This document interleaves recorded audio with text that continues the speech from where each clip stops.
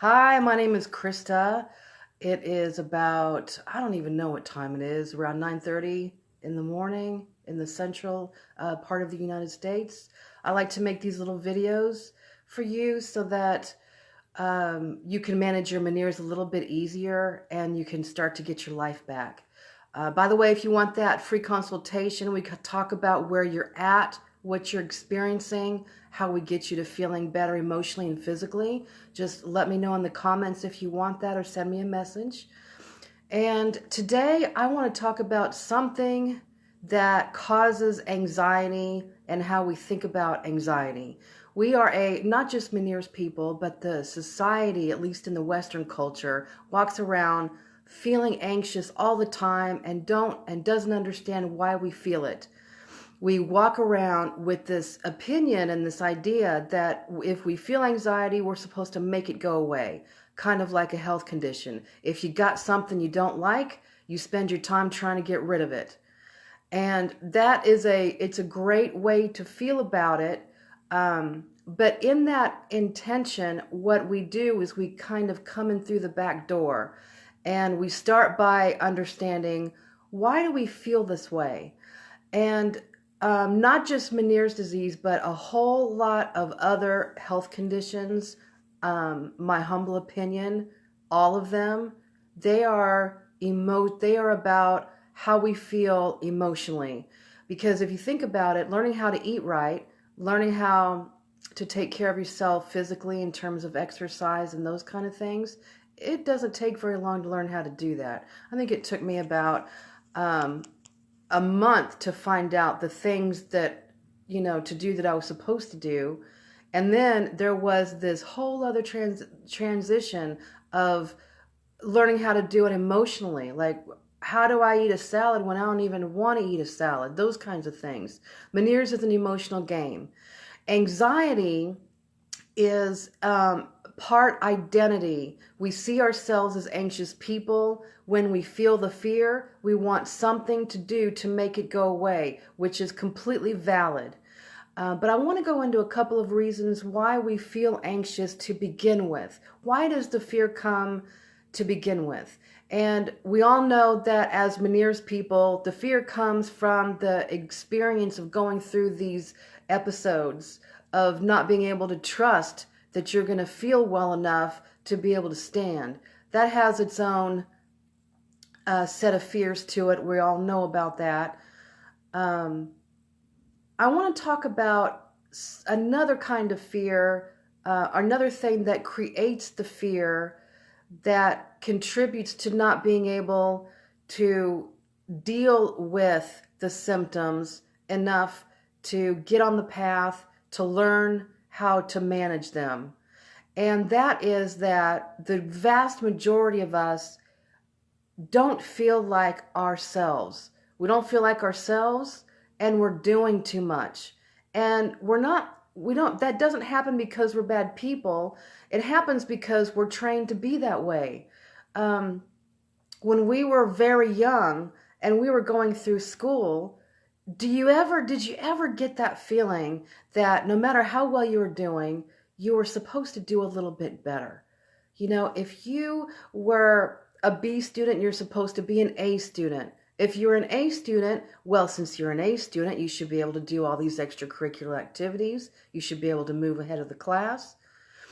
Our society frowns upon taking time for ourselves, to be ourselves, to relax, and it categorizes those moments as being lazy.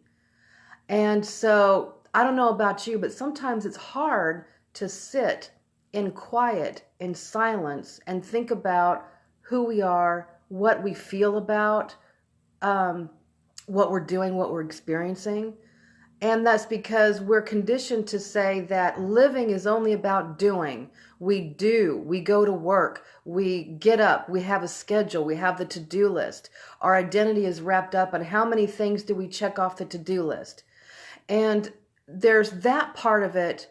And then there's the other part of it where we don't, how often do you feel like when you are with work people or with family where you feel like you are your complete and total authentic self. And what does that feel like? It feels like there's no pressure to be a certain way or to do a certain thing or to say a certain thing. You have the freedom to just let the words come out as they come out. You're the person that you are. You don't have, there's no judgment of good or bad or enough to the actions that you're taking, to the person that you're being. How, and I would just want to pose a question to you.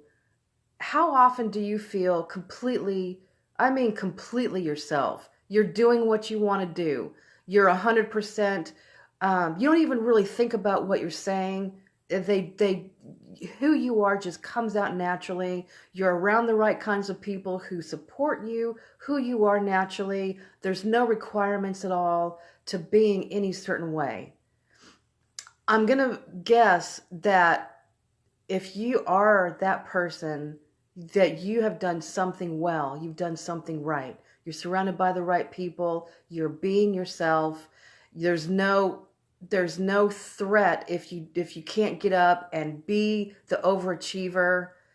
That's awesome. I wish more of us felt that way. I think a lot of us feel that we're busy. We get up, we have A, B, and C we got to do. We got to get in the car. We got to get the groceries. We got to get the kids. We got to go to work. When you get home, you got to get the dinner. You gotta, right? And we need space around activities.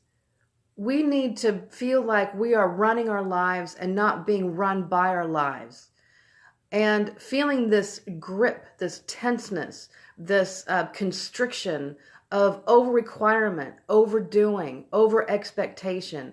It creates this sense of not living. We're not being ourselves. It creates stress and it creates health conditions. Because there are so many things underneath the water of health conditions, not just Meniere's, but all kinds of health conditions, right? Where you feel too much guilt, you feel too much anguish, you feel just that things aren't right and you don't know what to do with them. There's confusion. And then next thing you know, you go to the doctor and you come home with a diagnosis.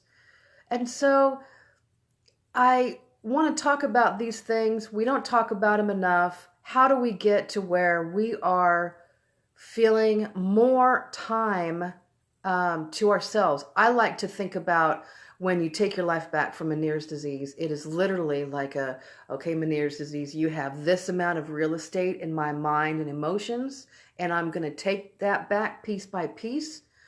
One of the biggest ways you do that is to increase the amount of time that you feel at peace. Your doing isn't forced doing, it's relaxed, engaging doing. I talk to people who, when their anxiety lowers, their symptoms lower pretty immediately. And the way that we feel relaxed is different for all of us. Some of us feel relaxed when we are engaging with another. I've talked to people whose anxiety lowers when they are having good quality connective time with a partner or a friend. The second that they feel real and allowed to be themselves, the anxiety releases and the symptoms start to lower. So to take back some of that real estate, what you do is you become a rebel and you say, I believe in the roles that I agreed to. I'm a parent. I'm a manager. I am, artist, entrepreneur, whatever you call yourself. You agree to those roles and you do those roles, but it's a trading in and out. You don't identify with those roles. You may be a mom or a dad, but your identity isn't completely wrapped up in it. There's a little bit of space to be who you are inside of that role. And so to take back some of that real estate from Meniere's, what you do is you schedule it in. You're a rebel. You look around you. A rebel is one who does something other than what the crowd is doing because they have their own values and motivations. And they know that when they look around them and they see the herd doing a certain thing, they know that there is a better way. And so they do this better way, no matter what the crowd is doing. That's a rebel. And to take back some of your real estate from Meniere's, you kind of got to be a rebel. Maybe you go to the office, you see everybody doing this fast, working, walking fast, talking fast, right? Trying to get more done in a day than they did yesterday. You're a rebel, and so you see that, you observe it, you allow for it, but what you do is you schedule in time to be that authentic person. You say, I'm going to be this role during, the workday, and when I get home and I'm with family, I'm going to switch back into who I am. I'm going to speak who I am. I'm going to have connective, slower time, and I'm not going to give a darn about how fast I'm going. You start to become aware of the roles, and you start to become aware of how you feel within the role, and that will tell you how much of yourself do you really feel. Some people feel their true self when they're reading a novel. Some people feel their true self when they are teaching a class. When some people feel their most when they're in a meeting, when they're designing strategies at work, right? When they're managing people, people feel that, when I do this activity, I feel that I am really myself. And so you increase those activities, and you start by becoming aware of how you feel at different parts of the day, in degree of how, if you were to score it between 0 to 100%, what percentage of your real self do you feel in this moment doing this activity? And that's a good way to get aware of how you feel throughout these different parts of your day.